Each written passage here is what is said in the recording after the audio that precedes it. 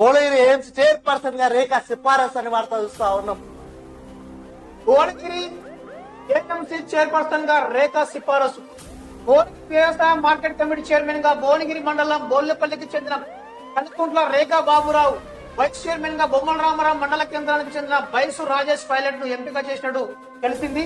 భువనగిరి వ్యవసాయ market committee chairman పదవి SC మహిళలకు రిజర్వ్ కావడంతో రేఖా పేరును ప్రతిపాదిస్తూ ఎమ్మెల్యే అనిల్ కుమార్ రెడ్డి వ్యవసాయ శాఖ రాష్ట్ర కార్యాలయానికి సిఫారసు చేశారు.